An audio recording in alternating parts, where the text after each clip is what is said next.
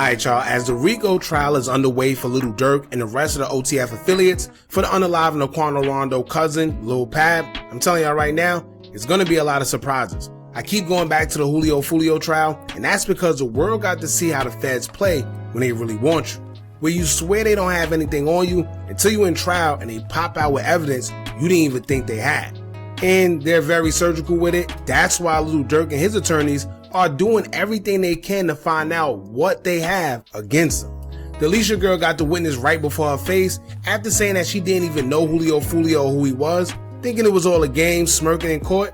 They literally pulled up text messages from years ago proving that she not only knew Julio Fulio, but jokes about wanting him unalive. Then to put the icing on the cake, they got her own childhood best friend to testify against her and prove that not only did she know Julio Fulio, but explain the motive as to why she would want him unalive.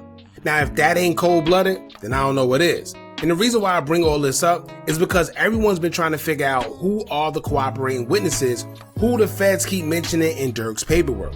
We keep hearing them talk about these witnesses and all the evidence that they claim to have, but nobody can accurately tell you what's what. Everyone have their own assumptions, coming up with their own narratives, but the fact of the matter is this: until trial starts, we don't know who's doing what, and the only thing we can do is assume. At this point, the only person I think we can kind of confirm who's going to cooperate may just be OTF Varney. From the text message he sent his father, to him going into protective custody or just moved from population, to the guys putting rat emojis over his face in pictures, down to us not ever seeing him when it comes to these guys having court dates because he seems to be separated from everybody else. Now, once again, we don't know for a fact if that means he's 100% going to cooperate, but what I can say is that history tells us that when someone possesses these same qualities, it usually means that they're going to flip. And speaking of flipping, this brings us to the latest story post from OTF Jam that got people wondering if he himself is going to flip despite him acting like he's solid. If y'all remember, it was already a running rumor that Jam was snitching in the past. Then it was said that it was just that, a rumor, and of course, he denied it.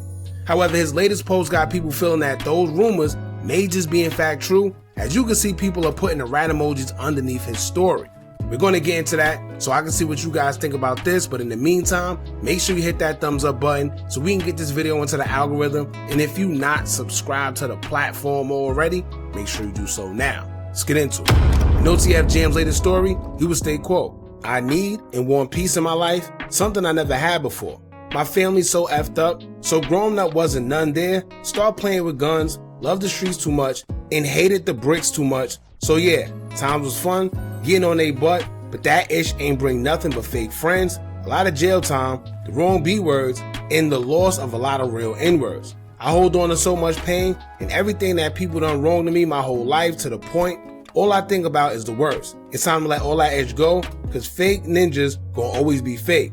Fake woes gonna always be woes, and the streets don't love nobody but itself, and real ninjas gone. Counted out everybody, only love you when it benefit them, so F the world and SMD. Now, let me say this, y'all, and everybody that been in these situations can vouch. Whenever you start seeing somebody say things like, the streets ain't never did anything for me, I miss my family, fake friends this and fake friends that, the streets don't love nobody, F the world. Yeah, let me tell y'all what a lot of these guys do. They live the street life, then when the consequences of the streets hit, suddenly it's F the streets. But the problem is, these guys realize that street crap gets you nowhere way too late. And the same people that were trying to tell them ahead of time, they called them lame or just didn't listen because at the time the streets was beneficial.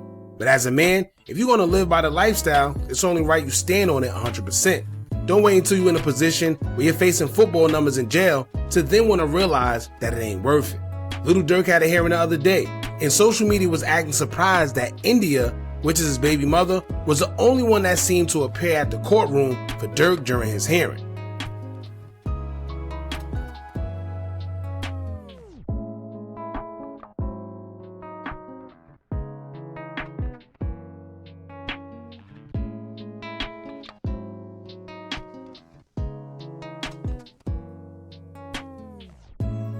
Then Durk seemingly posted a cryptic message to his IG story where he would state, quote, "Crazy how you gotta wait until it's dark out to see who really with you." Now, while everybody's feeling sorry, I got no sympathy for it. And I say that because as a man, you stand on whatever you do and take the consequences that come with it. Nobody's actions got him there besides his own. And the thing is this, that's usually how it goes. The only people that don't understand this is the people that never been through it. You can have a bunch of friends when you're free because when you're the provider, everyone's in your corner. As long as you're beneficial, everyone's going to be around you. But when you in that cell, more than likely the people who was with you when you was out isn't going to be around. But you know who's going to be there? More than likely whatever girl you messing with at the time or your mother. Simple. But once again, if you never been through it, you may not understand it. Now I'm assuming OTF Jam and them already know who's cooperating and who's not, because remember when Jam said, "Watch when the truth come out," he seems pretty confident, but as y'all know, things change with time. Some guys act like that in the beginning until they start hearing the time that they're facing, or when they just sit in that cell long enough and they got time to start thinking to themselves. They start thinking about their family, girlfriends, mother, kids, and then start having to change of heart. Or even just coming to the realization that the friends that they were so loyal to aren't even there for them. So they start thinking, well, what's the sense in me being loyal to these friends that aren't even loyal to me? Then that's when we see the flip. Now let me make this very clear. I'm not saying OTF Jam is 100% cooperating or acting like I got any inside information about it. However, I am saying that his recent story post sounds a little shaky, but this is why I want to know what y'all think. What y'all think about what he had to say, and do y'all think that he's one of the cooperating witnesses? Remember they said it's multiple, so I guess we'll just have to wait and see. But it's interesting because just the other day, Jam also made a post and he was calling out some of the guys who was now treating him different because he's in there, as well as putting rat allegations on his name. He would take to his IG story and say, quote, "I ain't gonna lie, I love being counted because every time I make back, I'm on a different level. But being counted out by N-words that you put on get under my skin a little. Patone, you know like I know, when you came home, you was flat broke. I let my shorties run through a half a book for you in a week, ain't asked for ish, put you on your feet, but you know only real ninjas gonna keep it real. Gucci, WAP, whatever you wanna be called, you up right now off my ish. You know you was just broke before I got locked up, and now you wanna play cause I'm away and people playing with my name. But you know like I know, that rat ish was on your name way before mine. Cam, shaking my head. You was like my son. Bro, you didn't know money till I start effing with you. I made you who you is, and you don't even know how to be your own man. You choose to be a follower when you know you up cuz me, little bro. I made you as if I had SCX with your mama. Green, shaking my head. You just don't stop with the how-ish. You still mad about Zeray, huh? I just had you so scared before I started doing business with you, bro. You told me in my face how you thought I was on BS and didn't even want to pull up on me. And I give it to you, bro. You was getting money, but when I started effing with you, bro, I helped get there. Keep it real. You didn't even believe I was running through that ish like that. I show you 180 in cash, don't lie. I was having my way, still is from here. N-words better stop playing. I made the way for a lot and I ain't nothing to be played with. Wayne, soon. So basically to me, it seemed like Jam feel that he don't care about the world thinking he snitched, but he's more surprised at the guys he actually know that's throwing those allegations around, especially the guys that he says he put on. If anything, they should know way better. And it's one of those situations where he probably feels, I don't care what you heard on social media, and I don't care what the world think. If you know me in real life, there's certain things that you hear about me that you shouldn't even entertain because you know me in real life. And I get it. But that's pretty much it. Y'all let me know what y'all think. Do you think Jam may be one of the cooperating witnesses or nah?